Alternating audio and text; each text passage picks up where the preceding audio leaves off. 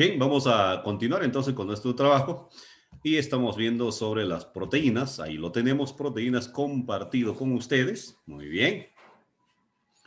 Si nos damos cuenta, las proteínas podemos encontrar una cierta cantidad de alimentos, los cuales nos permiten pues regular nuestro funcionamiento de nuestro organismo, elevando así la potencia del metabolismo celular, ¿no es cierto? El metabolismo celular es regular la funcionalidad de cada uno de nuestros órganos de nuestro organismo, pero se va a regular siempre y cuando pues nuestra dieta alimenticia sea correcta o por lo menos casi correcta. Eso tenemos que tener muy en cuenta. Bien, vamos a ver también de que las proteínas cumple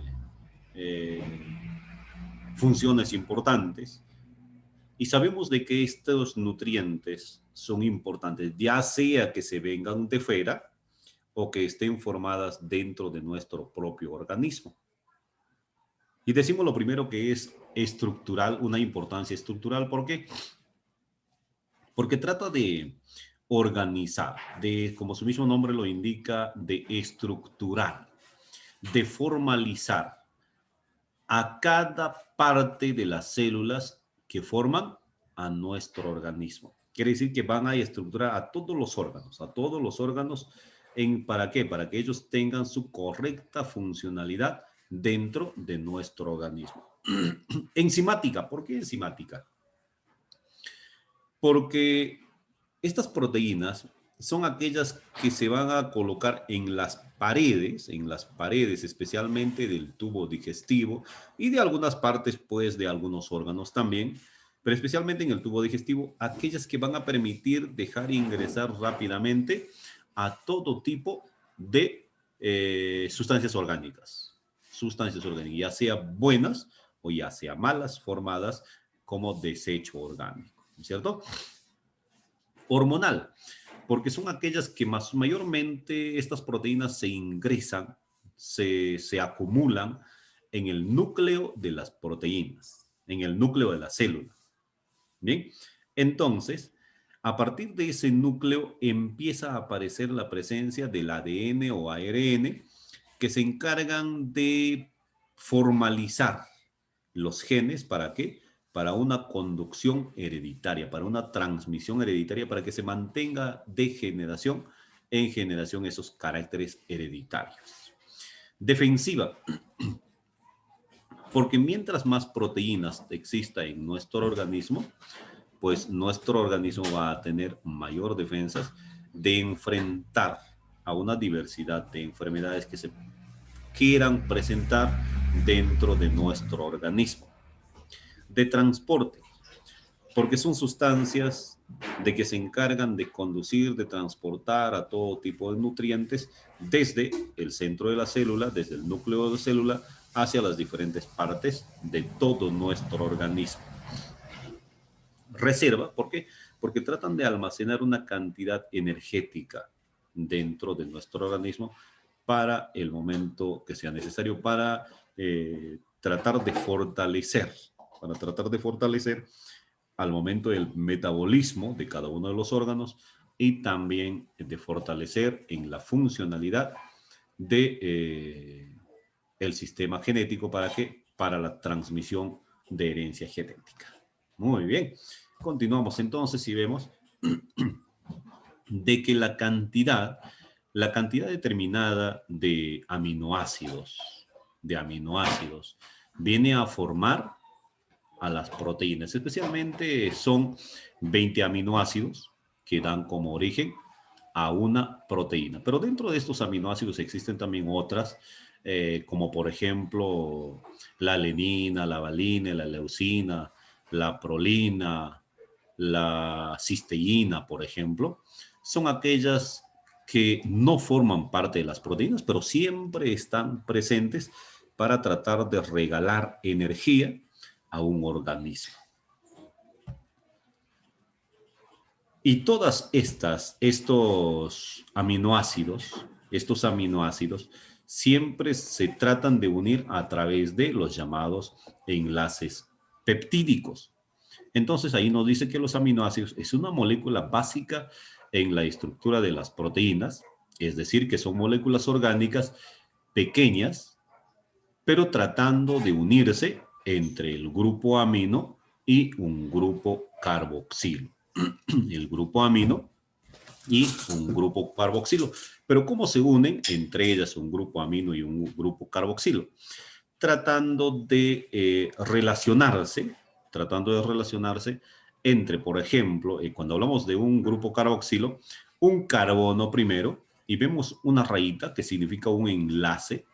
Este enlace significa que se va a unir a un radical cualquiera.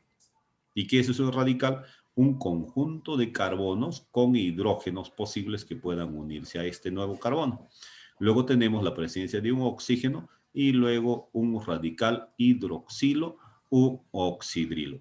De hecho, que cada uno de ellos van a estar unidos a través de un enlace peptídico. ¿Y qué es un enlace peptídico?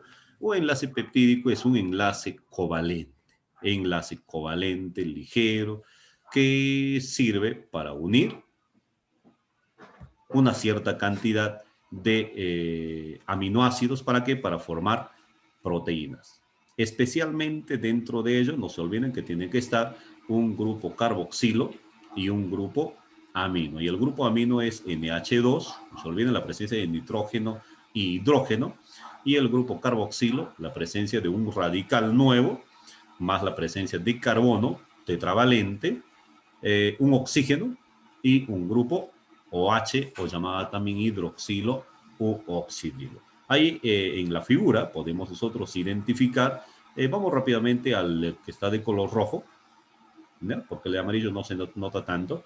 Nos damos cuenta de que tenemos H2, dos moléculas de hidrógeno y uno de nitrógeno, formando el grupo amino, NH2. Luego tenemos un carbono que está como radical, un carbono unido a un hidrógeno y luego un nuevo radical. Y luego el grupo carboxilo. El grupo carboxilo es COOH. Entonces ahí tenemos que tener cuidado de que sabemos muy bien, miren acá al otro lado, de que el carbono tiene una propiedad de tetravalencia. Quiere decir que cada carbono tiene 4 electrones para compartir. En este caso, este carbono está regalando sus 4 electrones. Un electrón para el carbono del grupo carboxilo, un carbono para el hidrógeno, un carbono para el nitrógeno y un carbono para el radical. Entonces se cumple, en este caso, la propiedad de tetravalencia. Hablamos bien de las proteínas, de cómo se estructura. Las proteínas, para su mejor entendimiento, podemos estructurarlas nosotros en 4 partes, considerándole como una estructura primaria, secundaria, terciaria y cuaternaria. ¿A qué se refiere cuando nosotros hablamos de una estructura primaria? Decimos de que es la secuencia de los aminoácidos de una proteína. Y debemos de saber muy bien que la presencia de una cierta cantidad de aminoácidos, de hecho, dan como resultado a una proteína. Y nos considera que es la más importante, es decir, que los aminoácidos se ordenan como las perlas de un collar. Lo podemos ver en la parte inferior,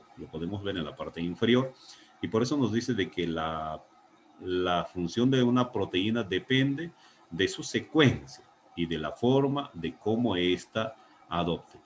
Pequeños cambios que puedan suceder dentro de este espacio de la presencia de proteínas o aminoácidos, puede suceder cambios biológicos dentro de nuestro organismo, ya sea asertivos o degenerativos. Hay que tener mucho cuidado. Entonces, vamos a seguir. Perdón. Luego tenemos una estructura secundaria. Es la disposición de la secuencia de aminoácidos en el espacio, considerando de que ya aparece la presencia acá del ADN, del ácido desoxirribonucleico, por eso considera como la presencia de un alfa hélice y una conformación de una hoja plegada. Y nos damos cuenta en este caso de que este grupo laminar de la estructura secundaria está formado ahí por los 4 elementos importantes del cual proviene una proteína, que es el carbono, el nitrógeno, el oxígeno y el hidrógeno. Y aparte también está un radical, el cual permite enlazar con otro nuevo compuesto o un nuevo radical, ¿no es cierto? La estructura terciaria es aquel que trata de organizar un enlace polipéptido, vamos a decir así, un enlace covalente más complejo. ¿Por qué? Porque trata de reducir la cantidad de sustancias negativas que pueda haber en nuestro organismo para hacerlo más sintética. Y la estructura cuaternaria es la unión mediante de enlaces débiles, y estos enlaces débiles son conocidos como enlaces no covalentes. Quiere decir que son enlaces simples, nada más, de varias cadenas polipéptidas con estructura terciaria. La reducción de estructuras terciarias pues dan como resultado una estructura cuaternaria. Y entre todos ellos, entre esta unión de todos estos enlaces débiles, me dan como resultado un llamado complejo proteico, para formar pues una nueva proteína con un poquito más de energía. Bien, las proteínas se clasifican también en 2 partes, en unas proteínas llamadas simples y llamadas también conjugadas. Simples son llamadas también holoproteínas y están formadas solamente por aminoácidos, solamente por aminoácidos. En cambio, las conjugadas o heteroproteínas están relacionadas o formadas por una determinada fracción o un fraccionamiento entre sustancias proteicas y no proteicas. Bien, entonces a esa relación que existe entre sustancias proteicas y no proteicas la llamamos un grupo prostético. Muy bien. Continuamos un poco más y llegamos a una parte tan importante que nosotros estábamos mencionando como importancia de las proteínas, y hablábamos de una importancia enzimática, ¿no es cierto? Y en este caso ya hablamos directamente de otra biomolécula orgánica que son las enzimas.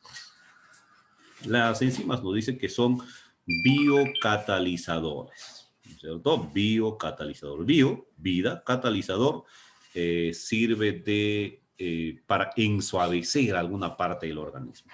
Se mencionó de que, especialmente en el tubo digestivo, existe un tipo de almacenamiento, considerémoslo de grasa, la cual nos permite suavizar y hacer más fácil la conducción de los compuestos orgánicos que nosotros podríamos recibir a través de la alimentación. Por eso nos dice acá que son biocatalizadores y son casi en su totalidad moléculas de naturaleza proteica. ¿Y qué es un catalizador? ¿Qué es un catalizador? Es una sustancia que acelera una reacción química hasta hacerla instantánea o casi instantánea. Bueno, ¿cierto? Tenemos que presentar una oportunidad en este caso. Hacer más simple a esta cantidad enzimática o a una reacción química. Muy bien.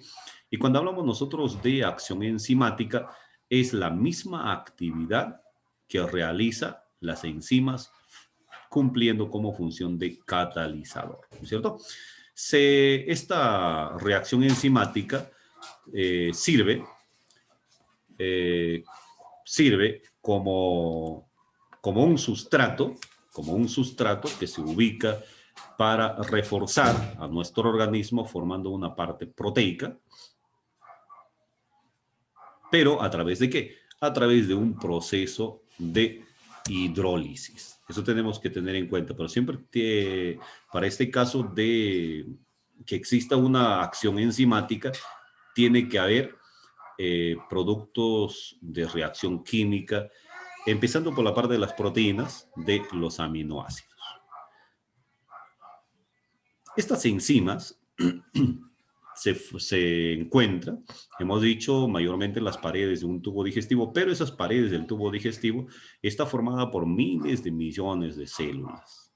Y la célula pues tiene una parte central, está formada por tres partes. Una membrana celular, está formada por el citoplasma y está formada por el núcleo, ¿cierto? Y dentro del núcleo está una llamada sustancia, la nucleína. Esta nucleína es aquel que le da una oportunidad de convertirse en un ser complejo a la mayor parte de seres vivos. Y esto se encuentra siempre en la parte central de la célula o sino también en algunos organelos citoplasmáticos. Por ejemplo, dentro de esos organelos podemos mencionar nosotros los citoplasmas, los ribosomas, las mitocondrias, el retículo endoplasmático, por ejemplo, los cloroplastos, ¿cierto? ¿Dónde se encuentran los cloroplastos? En las plantas. Entonces, dentro de esto nosotros podemos considerar de que existe la presencia de azúcares simples para su composición de azúcares simples. Por ejemplo, dentro de ello vemos un monosacárido que es el azúcar de 5 carbonos llamada la pentosa, ¿no es cierto? Un grupo pentosa más un ácido fosfórico y la presencia de bases nitrogenadas. Ya estamos ingresando a la presencia y formación del ADN. Y cuando hablamos de bases nitrogenadas nos referimos a la adenina, a la citosina, a la timina, a la guanina, al uracilo. De hecho que tanto el ADN y ARN tienen una diferencia en la presencia de bases nitrogenadas, pero eso lo veremos a continuación. ¿Y por qué se caracteriza el ADN? Porque almacena siempre una información genética hereditaria, porque transmite también la información de los caracteres hereditarios a la capacidad molecular de una autoduplicación. ¿Y cómo se realiza esta autoduplicación? A través del proceso de mitosis, se llama división celular. Quiere decir, al momento de unirse dos gametos, masculino y femenino, empieza la división celular para dar origen a un nuevo ser, teniendo las características de papá y mamá. Muy bien. Continuamos. Entonces, también permite evolucionar a los seres vivos. La síntesis de ADN permite transmitir los genes hereditarios y hay que tener en cuenta esto muy importante, de que más o menos por el año 1953 aparece dos científicos, Watson y Crick, son aquellos quienes proponen la estructura de doble hélice al ADN. Muy bien, entonces. Y consideremos, no debemos olvidar de que esta doble hélice del ADN siempre vamos a encontrar de que uno de ellos está, están con sentidos contrarios. Quiere decir de que uno está subiendo, por ejemplo, y el otro está de bajada. Por eso decimos de que el movimiento de estas hélices son en sentido contrario. Y el ARN, en cambio, es aquel que expresa sus genes en síntesis de proteínas. En síntesis de proteínas. ¿Ya? Entonces, se menciona en este caso de que el ARN se divide en tres partes, en un ARN mensajero, en un ARN ribosomático y en un ARN transparencia. Y se considera generalmente de que el ARN cumple una función tan importante como es convertirse en el portador de una información, de una copia, de una información genética del ADN. Muy bien, hasta ahí.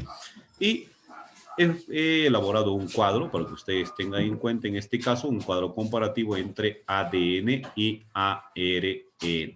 Muy bien.